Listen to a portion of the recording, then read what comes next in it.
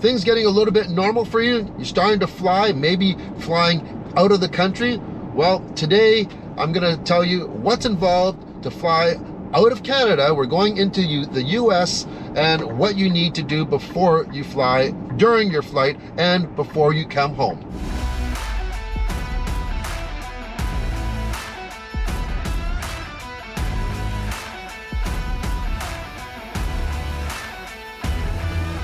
First thing you need to do is get yourself a COVID-19 test. You have to have a negative test 72 hours prior to your flight going to the US. Which one do you get? Because there are two. There is one called the antigen and there's one called the PCR.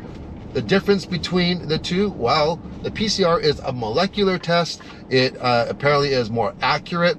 It goes deeper, I've heard. They're both nasal swabs, but it's also more expensive and it takes longer to get the test results, up to 48 hours. The antigen is less money, it's a little bit less invasive, and it's actually very, very quick. The place that I'm going to is a rapid test center. It's drive-through, and they say that you'll get your verbal result within 15 minutes, and then they'll send you your official result in your email. So super, super quick. And once again, you do not want to leave it too late though. That's why I'm getting the antigen. So the US accepts the antigen, but when you're coming back, Canadians only accept the PCR. So that's the one that costs a little bit more money. And so here's a little bit of a warning for you. If you are going on a trip to the US and it's a very, very short trip, for instance, I'm just going for a couple nights. However, it's more than 72 hours from when I'm getting my test to when I'm coming back. So I'm gonna have to actually get another test when I get into the US, but I'm gonna get it right away. Basically, as soon as I land, I wanna get that test because it could take 48 hours to get those test results. And if I don't get them in time, I'll miss my flight home back to Canada. So there are a couple other things that we're going to tell you about what you need to do when you're entering back into Canada or if you're going to the US. So let's get this test. I'm not really looking forward to it. I'm not excited about getting something stuck up my nose, but millions of people have had it done, and some people several times a week. So it can't be all that bad. After confirming my registration and providing my passport, it was time for the antigen test. Fantastic. Have you had this done before? Never. Okay. First time. Not the brain tickler, so I'm just going to do 10 seconds on each side, okay? I'm going to let you give your nose a little bit of a blow just to bring things forward. Okay. You have to clean it out. All right. Just like not hard or... Yeah. Okay. Great. Just to get things moving, right? Okay. And then I'll have you put your mask back on and just cover your mouth just in case you cough or sneeze.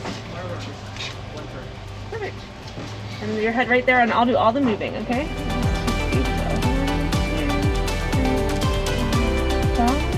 It really was not very deep at all.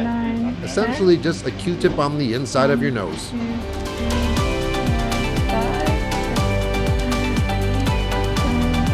Alright, you'll get your results within an hour texted to you. Your email certificate and travel letter will come to you by end of day today via email. Okay. Make sure you check your junk box, because sometimes it ends up in your junk email box. Okay, not sure how much you guys saw of that because it was pretty dark down there. It's basically just the first level of an underground parking lot. It's like like an evil laboratory. But anyways, it was no big deal. It was like a Q-tip that just went around. They did like 10 seconds, kind of like swirling it around each side. Yeah, not bad at all. So I will get a text within the hour. We'll let you know what that is. Hopefully it's negative. As you can see, we're at the airport now as we've received a negative test result, which I was able to upload during check-in with my carrier Air Canada. I highly recommend that you print it out, as it's sometimes easier than to locate it on your device, especially when you're kind of flustered when you're traveling. You'll also be required to fill out a passenger attestation to the USA. Regardless if you're in the US or Canada, masks are required in the airport and on board all the flights. The airline recommends extra time, sometimes as long as 3 hours before your flight. The Nexus line at security at YVR Airport wasn't open, so it did take a little bit longer. US Customs was completely normal. You only have to show your negative test to the airline, by the way.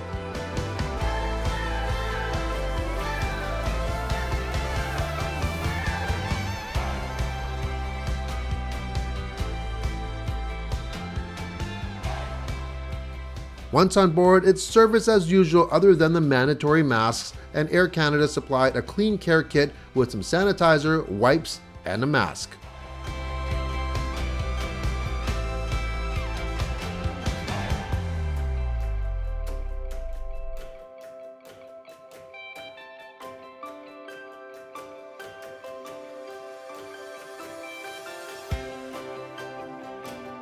Since I was only staying in the US for a couple of nights, it was straight to do another COVID test. That way I can make sure that I had my test results before my return flight.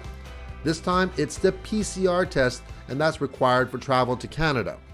The swab, it's much thinner and smaller, but they go really, really deep. No wonder why this is nicknamed the brain tickle. There's tissues. After a couple of days test driving the all-new Lexus NX, it was time to come home. A couple of things that are required first though. That negative PCR test that you need to show the airline,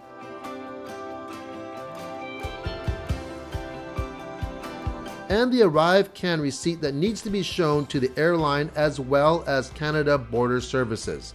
There are quite a few questions, so make sure to do this ahead of time before you get to the airport and have your vaccination info handy while you're filling it out.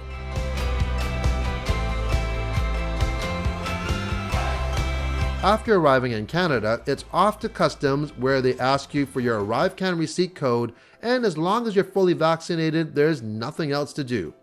They give you a COVID info package and you're off. There is a chance though you can get pulled for a random COVID test though.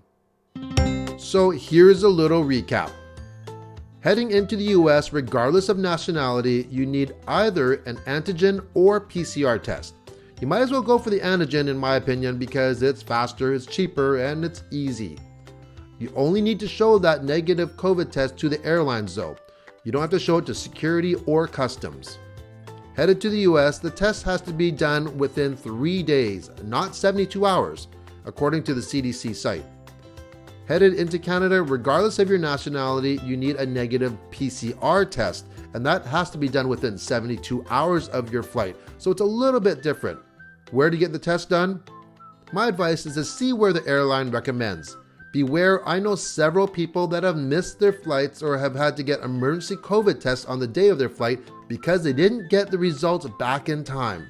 All these people, which is about 5 of them that I know, had their tests done at CVS pharmacies throughout the US. These tests there are free, however the results can take longer than 48 hours, making it hard to plan for your trip back. You've been warned.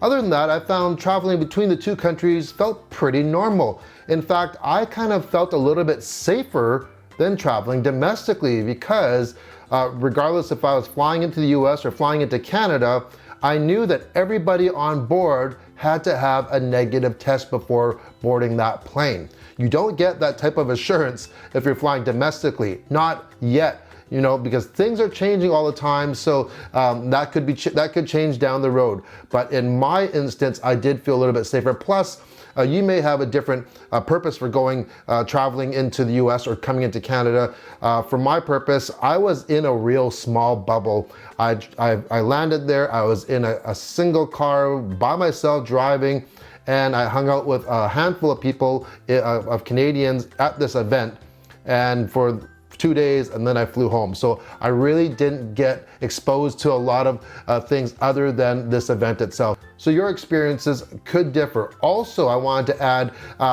they say get there a little bit early or a lot early. I didn't have any issue with that. However, I've heard other airports so YVR Vancouver, I had 0 issues, whether flying into the US or within Canada. I've flown about 20 times this year so far and have had no issues, and I haven't had any long lineups. However, I've heard in Montreal things can be a lot different. Plus, when I was in Toronto, I saw some pretty long lines at security. I didn't experience those in Vancouver though. And because of certain protocols and safety protocols within the airport as well, be aware that certain things may not be either open or limited in capacity, including airport lounges.